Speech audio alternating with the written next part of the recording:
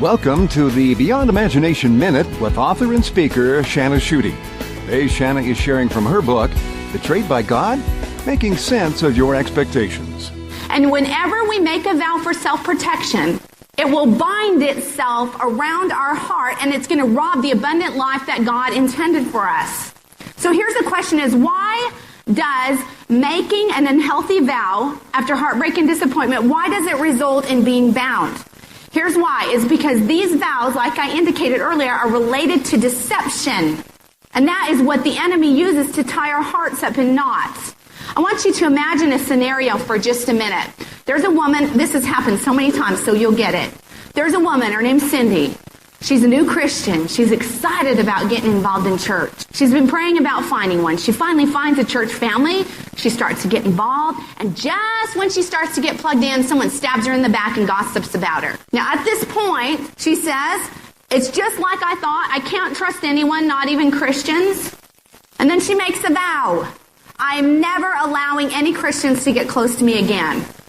So here's the equation. So if you remember anything, this is what I want you to get. This is a recipe for a vow. It's disappointment and a broken heart plus deception equals a vow.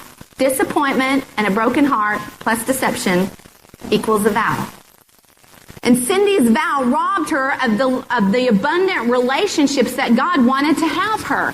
I bet you that every single person in this room, if I could sit down and talk to you, has made some vow about some sort of relationship in your life. I can imagine, because we're women, and we're relational, and that's what we do. We do relationships. But because lies are a part of this equation, we could just write Satan's name right above the word deception.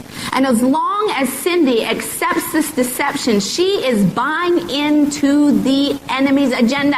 She's agreeing with the enemy. Now, it's important. I want to make a note about these lies that are in this equation, this recipe, is that in Cindy's situation, it was one lie. You can't trust anyone. Okay, but normally that's not how it happens when we get bound up with these vows. Have you ever noticed how teenage girls go to the bathroom together? They go to the mall together. They go everywhere together and they move like one big blob together. Okay, that's how these vows are, or the lies within this equation. So if you've got a vow that's bound you up, there's probably a whole bunch of lies. To learn more about Shana Schutte, her upcoming speaking engagements, and her book, Betrayed by God, Making Sense of Your Expectations, visit ShanaSchutte.com. That's Shana, Shana, Schutte, Schutte.com.